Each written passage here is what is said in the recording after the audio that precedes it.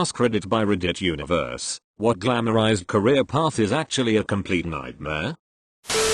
My so is an attorney and isn't loving life right now. She says, you know how you did term papers in college? Well, I do term papers every day, all day, endlessly. Flight attendant. The travel would be amazing, but let's face it, you're a glorified waitress working in a cramped, steel tube. Chef. Long hours. TTY environment. Nothing is ever good enough. I've started working in television from a too young an age. It was amazing to witness all the behind the scenes stuff, but the reality is that these days you just can't make enough money from performing on TV, let alone the deprivation of creative freedom, which is what got my show cancelled, I think. Till all career paths appear to be nightmares. Most career paths, glamorized or not, can be a nightmare if you have a shitlord for a boss. A good boss will make a crappy job manageable. A bad boss will make the best job in the world miserable. The video game industry. A lot of kids and teens want in it so bad because I grew up playing games blah blah blah, they take me to another world blah blah blah. Then you become an adult and learn that it's all math and physics, and making a video game has nothing to do with what you experienced growing up. It's all black screens of code, polygons, and being criticized for your work. What's worse, if you make games you probably never have the time to play them anymore. The gaming industry is notorious for implementing 60-80 hour work weeks. Even worse, depending on what company you work for, you may never have stable work. You finish a project and then the company tells you we don't have another project for your particular skill set. Then you gotta look for more work. And if all that wasn't bad enough, you'll probably never work on a game you want to work on. All those big, fancy games and indie darling on Steam are a very small fraction of what exists. Barbie's Horse Adventure? Those people got degrees and we're inspired by the same games as you. Crappy Candy Crush knockoffs, same degree and inspiration. Stupid tabletop games that you only see in the family section at Walmart. Those also utilize game designers programmers. Don't get into video games because you like video games. Get into video games because you're passionate about math and science. For all of you smart kids with advanced degree from top 50 colleges, don't go into consulting. You can do better. Find a line of work that is not as soul-sucking and energy draining. Those frequent fly miles and free hotels, whining and dining in glamorous suits are just a smokescreen to cover up the misery from constant traveling. Networking, guaranteed overtime and no weekends are not worth it. Many people do it as a stepping stone to a real career, which is smart. Staying in consultancy for 5+ years will likely turn your life upside down.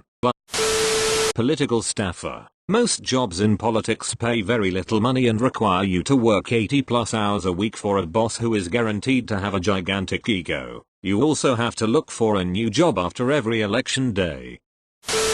Veterinary medicine certified vet tech. I was a tech for 4 years and peaced out. The work is backbreaking and clinic owning vets are cheap. You are bitten, scratched, occasionally left to get a 95-pound dog off the surgery table alone. And if you work in a mixed practice, you can also get the ever-loving shit kicked out of you. And these were the things I was reasonably okay with dealing with. All for a wage that's supplemental at best. Hope you got roomies or a spouse that makes a decent wage. Then you have the owners. The ones who call you nasty names because your clinic doesn't take payment plans since the last 50 people we offered them to never paid, and you have the audacity to charge an exam fee at the very least. The ones who don't train their purse dogs and then screech at you when you get bitten because Fifi is a holy terror, and your patient's dying. Some you know it's coming, but you're trying valiantly to save, and some it's totally out of the blue from something like a thrown clot after surgery, or something that we don't even get to diagnose because what's the point of a necropsy for a family pet? There's a reason the suicide rates among veterinarians is so high, and a reason a lot of educated veterinary technicians, basically animal RNs, we did everything but diagnose, prescribe, make a prognosis and perform surgery, don't last very long in the profession.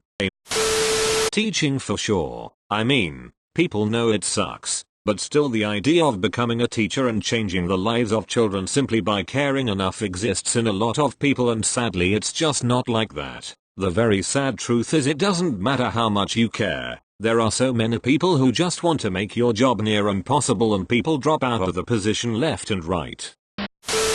Investment banking. People talk about the fancy plane rides, expensive dinners, wild parties with your colleagues or a client. The reality of it is you're never truly off work, always on call like a surgeon. Work weeks are usually 60-100 hours and can be brutal if one follows another. It's really more like working from 9 AM to 10 AM in office and then get home to work another bit and have any given presentation ready stat. I've gone all-nighters followed by client meetings where all I have time for is a quick shower and a 7/11 coffee.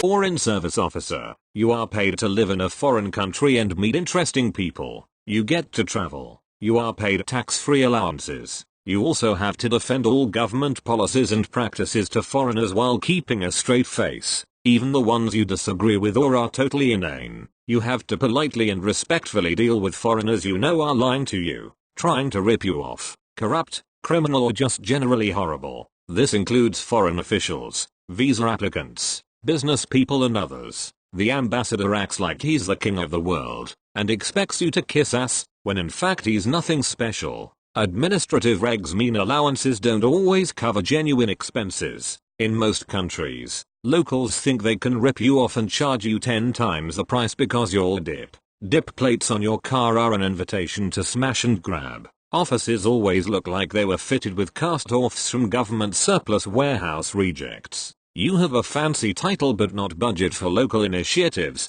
so you always look like a cheapskate. You're the last to know what is going on in office practices and politics, and coming back to HQ means surprise everything changed while you were away. Genuine promotions few and far between, which means competition hinges on ass kissing, unrealistic job appraisals, and cutthroat competition with sociopaths. Postings seem to be assigned in order to make everybody miserable, with the good gigs going to people the posting officer wants to kiss up to, and when you come back to HQ, you realize it's even worse there. I don't know if nightmare is the word, but my wife has finally reached her lifelong goal of becoming a zookeeper at one of the top zoos in the US. She is very happy to have the opportunity to hand food to otters, have reindeer eat out of her hand, and brush okapi. However, she took on tens of thousands of dollars in student loans and did months of unpaid work at the zoo to get the job, which is seasonal, requiring she be off 2 months a year. She gets up at 4 AM and does farmhand style physical labor for 8 hours a day for about an hour with no benefits. I am thrilled that she reached her goal, and I am happy that she is happy, but I am pretty disenfranchised with the whole thing.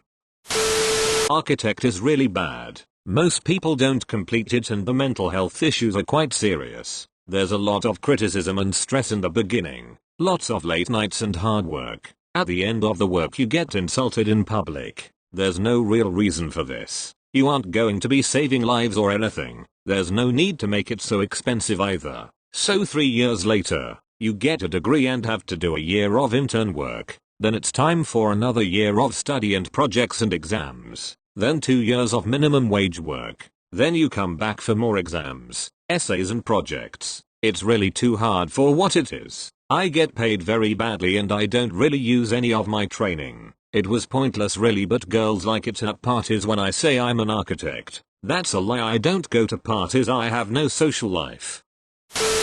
All these people from your hometown who think they can become public figures on Instagram etc.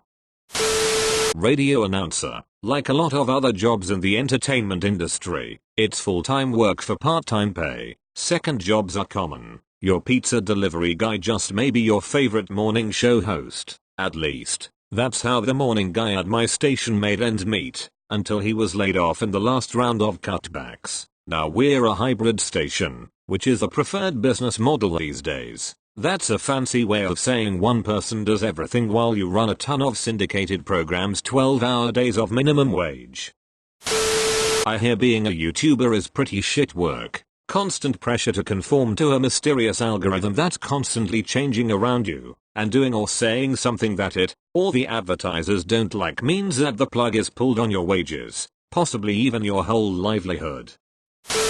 Academic. It's not super glamorous, but I hear people talking all the time about university professors sitting on their asses in an ivory tower. It's not like that at all. You spend years in grad school. In my field it takes 6-7 years for a PhD student even if you already have masters. If you stick it out through grad school and get the doctorate, there's a good chance that no university will hire you, even if you did good work. Sometimes your particular niche research interest is out of fashion, so you're screwed. If you are lucky enough to get a tenure-track job in your field, you're constantly balancing teaching, research, writing articles and monographs, begging for funding, networking at conferences, serving on committees, reviewing other people's books, and generally trying to justify your existence to a crumbling system of higher ed that's suffering from budget cuts. Academics usually are able to work in fairly safe environments, but not always. Field work can mean diseases, parasites, and political violence. Lab work can mean back pain, repetitive motion injuries, and long-term exposure to dangerous substances. The hours alone. I'm in grad school, and I work 60-70 hours per week. Grind you down. Non-profit sector. You're mostly putting a band-aid on issues. You go into it wanting to help people, but far too many people are ungrateful, not willing to help themselves, or complain no matter how much you're trying. I cannot tell you how many people have made threats even when you've gone well above and beyond for them. So many people abuse the system for freebies. I had people come in trying to get freebies who make over 100k a year. The pay is always shit unless you're at the executive level. It is ridiculous how much executives make compared to the workers doing 90% of the work. The CEO of my organization makes well into the six figures while we have to work 3 years to get a 3% raise on our low salary. They also devalue you constantly. You have people with master's degrees working entry-level positions being bossed around by some old lady with zero education but who's friends with the CFO or something. You're constantly working with a ramen noodle budget expected to come out with steak and lobster. Result 9/10 volunteers are only there because they're trying to get hours or a reference and complain a lot. You're constantly battling other non-profits even if you're just trying to share resources. You can do completely different things and are just trying to refer clients back and forth so they can access all available resources, but they'll guard their clients like gold. Not a career path specifically, but working from home, especially if you work for yourself. It sounds glamorous, sleeping in, working in your pajamas, not having to trudge out in bad weather, but it's so easy to be unmotivated when no one is watching, and sleeping in is great until you realize that the work still has to get done. Not to mention no regular paychecks means you have to be really good at managing your money. Oh, and the loneliness is real if you don't make a point to get out of the house and talk to people. Working at home does have benefits, but there are some built-in perks from having a day-to-day job that you don't think about. All the young designers that start at my agency dream about becoming video game developers, yet all of them have their fancy Instagram accounts and hobbies. My dudes, if you wanna become video game developer you better be watching video game developing and design tutorials all day. No time for anything else. It's pretty much the same with all design jobs. You do that shit all day and become a master or you won't compete for the fancy jobs. Upside is that you don't need a master degree or something. All you need is skill and a nice portfolio. I am the official photographer at a famous beauty pageant and it's not as glamorized as it looks. To start off, the girls barely sleep. You can always see them worn out and wearing eye bag patches at rehearsals. At the photo shoots I'm always a hot mess. I sweat. I get dirty because I have to drag around Ella in the floor. I run here and there. And on finals night it's a complete chaos. People running around. Dressing rooms with clothes all over the place. Makeup stains and so on. Funeral director. Yeah, you see a load of craziness every day and always have wicked interesting stories to tell, albeit heavily edited, at social functions. However, nobody ever tells you in mortuary school how many buttholes vaginas you'll be stuffing with cotton and nor the number of penises to be tied off with suture cord, because they are all holes that can potentially leak. Don't even get me started on finding body mod jewelry on severely decomposed bodies. Also long hours and little pay for such repugnant fiascos. Acting. There's no surefire way into the business. You can just have natural ability and take direction well, audition, and nail the role. You can follow a fine arts degree in theater and acting and hone your skills, which may help in the audition process. And further, even at that, you've got to grind and grind and grind until you get noticed, if you ever get noticed. If you end up being a star, you can expect a career of destroying your body. Want that latest role? Gain 30 pounds. Want the next one? Lose 50. If you're a woman, expect to have to maintain your figure through your relatively shorter career, and that doesn't mean an average figure. For an extreme example, Christian Bale lost 63 pounds for his role in The Machinist, eating an apple and a can of tuna a day, then had to bounce back and gain weight for Batman Begins.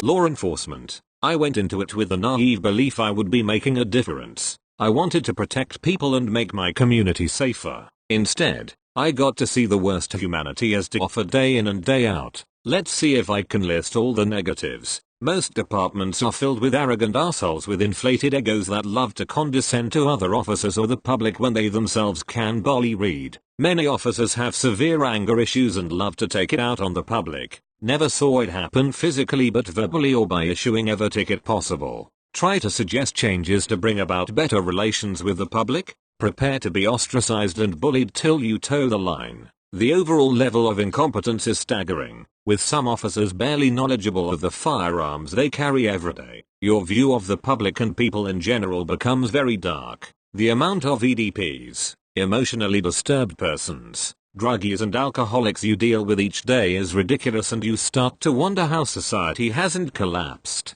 You arrest a violent offender just to see them quickly released over and over. What's worse is how many times an abuse victim files a complaint because you arrested their love despite almost being killed. Opera singing. The famous Maria Callas said if she could do it all over again, she wouldn't. Takes countless years, hundreds of thousands of dollars, hard to hold a day job due to rehearsals, bouncing from place to place to place. People in music don't always consider you to be a musician. People with regular jobs constantly asking you what your real career is, or they do the polar opposite and think you're some famous diva when in fact you aren't. Incredibly difficult to keep long-term relationships due to the constant travel. You literally pay hundreds of dollars for job interviews, since that's what auditions are. You perform most holidays since Christmas and Easter are the prime biblical times, which equals lots of singing, and I means operetta or a salute to Vienna where you sing Johann Strauss Jr. all night. It's rarely furs and champagne, and you work in the evenings and sleep in the day. It makes it difficult if you have a family, especially a young family, because you have to decide if you work on Christmas to help pay for things or you stay home to open presents. It's a string of tough decisions. It's taxing and a lot of people take breaks. It's truly a passion that drives you forward because it's hard and thankless and less people support it. You really gotta love what you do. Opera is the meeting of all the art forms: music, visual art, dance, literature, and acting. Please give it a shot before dismissing it. Please support the arts. I was a touring DJ for a while. It sounds like it'd be really fun, and, at times, it was. But the reality is that you spend a lot of time traveling, spending time in cities you don't know, around people you don't know, before playing a gig that might, or might not, be good, and then going back to a hotel and sleeping by yourself and then traveling back the next day. The hour or two that you're actually DJing is the fun bit. Everything else around it is boring and lonely. Furthermore, the times that you're working are usually the times when your friends are socializing. So I used to miss out on a lot of time around the people I cared about, missing birthdays, celebrations, social events, etc. Occasionally I'd know someone in whatever city I was DJing in, or sometimes the promoters are nice folks and you can have a laugh with them, but that wasn't very common. I was living hand to mouth, and if I didn't get a gig that month, I would be worrying about whether I could pay rent or feed myself. My manager at the time was pushing me to write and produce more commercial sounding music a la Calvin Harris, but I just didn't want to do that. It sounds like I'm being really down on the whole thing. It was a great experience and I'm grateful I got the chance to do it at all. I make music as a hobby now, which really reignited my love for it and took the pressure off. Finance everyday. How can we make more money with less money? What if we cut this or offer this? Okay, run the numbers again, put it into a PowerPoint, read out the director's VPs, rinse, repeat. Get paid well enough that you can't realistically leave, and all of your skills, while transferable, will make you the finance person at a new company even if you leave the industry. Even when you work for one of the moral firms, it's still just helping rich people get richer. Trades: welder, pipe fitter, electrician, etc., which Reddit loves to glamorize as an alternative to basically any other job because of the pay. I'm not in a trade, but my family members are, and it is some of the most grueling and crazy work out there. They've been in dangerous situations like solar panels flying away during an arrest or lax fire safety at a nuclear power plant. They've worked crazy amounts of overtime just trying to meet impossible deadlines. My husband has been lucky, but when my dad was in the union he would get laid off and be out of work for months where he would do side work. The alternative to this is working at out of range jobs and being away from home for months at a time. They take a toll on your body. My husband will most likely need a knee replacement, and my dad had to retire early due to his health. Working for yourself is all well and good if you can balance your own books, maintain your codes, licenses, and are insured, all while homeowners freak out at the price for rewiring their 1930s fire trap house. Being an artist. People think it's just fun drawing time in art class, but it is so stressful, especially if it's a job you do. When I get commissions I spend hours just thinking of the idea. I start sketching it. Person, usually a non-artist. Artists are usually more gentle about it or don't mind, says it's not how they wanted it. Redo the sketch. Hopefully it's okay now. Do the 2-hour line art. They say, oh, this is wrong. This is too big. WTF is that, etc. After spending another 1-2 hours fixing it, you color it in. There's usually no problem with that unless it's an artist with a color palette you're not used to. When you're done you send them to picture and hopefully they paid you while you were drawing, because there's a lot of people who just make excuses. Also, if you're a small artist, you probably undercharged that commission. That drawing you slaved over for 5 days, the person was only willing to $15 and you'll take anything because everyone loves to ask for free stuff. Should go without saying, but any be your own boss job, aka pyramid scheme MLM, setting your own hours, working from home, unlimited profit, etc. all sounds great, until you realize you're the consumer. Nursing. In today's consumer-centric world, RN stands for refreshments and narcotics. Overworked, understaffed, underpaid, and expected to do it all with the graces of a Chick-fil-A employee. My pleasure, I roll. IT is seen as a very smart move, but the truth is you will be either forced to do things wrong or blamed for huge disasters by bosses who can't tell a motherboard from a pizza box for your whole career. Anything you're passionate about, business takes the heart out of it. The amount of other passionate people makes it a crabs in a barrel situation, and the thing that used to be a dream escape is now a nightmare you're caged into. Don't make your passion the thing you rely on to make money. Once I figured that out, I started getting jobs that were passion adjacent, just close enough that the job is enjoyable but far enough away that when I sit down before and after work to spend time with it that it still feels special. Social media manager. That's the career path I chose. A lot of people glamorize it depending on which field of social media you manage. I chose technology and gaming. It's literally nothing but people bitching to you and complaining about things that are beyond your control. And for the most part, all you can say is I will pass your feedback along. People hate to hear that. Trust me, there are things I would love to tell you, but I'm not allowed to. Christ, I'm guilty of doing it to other communities where I bitch at them. I've tried to not let that get the best of me. To be really successful at it you really need to be a pro at separating your personal feelings and life from the job, and you cannot let people get under your skin. Self-made business owner, millionaire entrepreneur. Starting out is exhausting. Growth is relentless. You have to learn a ton of unknown skills like sales, marketing, finance, tax and employment laws, people management, and deal with customers, clients who are essentially an army of bosses. Film crew. Yes, you sometimes meet famous people. Sometimes they're cool, often they're really not. The days are 14+ hours of work with a commute of who knows how long on either end, depending where you're shooting. You have half an hour for lunch. Coffee breaks are whenever you're not needed on set, so depending on your job. I was in camera, and we rarely had a down moment. It could be almost never. More often than not, someone on set is yelling. People lose their minds over making really shitty entertainment. You start work by 7 AM on Monday, and by Friday you're coming in at 4 PM and leaving when the sun comes up on Saturday. There are no paid holidays, no paid sick days, no paid vacation. If you don't work enough qualifying hours, the union kicks your health care, and this is if you're in a union. Non-union, much worse. Sexual harassment is through the roof, but the kids who get it the worst are afraid to say anything or they'll lose their jobs. I have been told some real horror stories about famous actors, some of whom I still haven't seen get outed by the Me Too movement.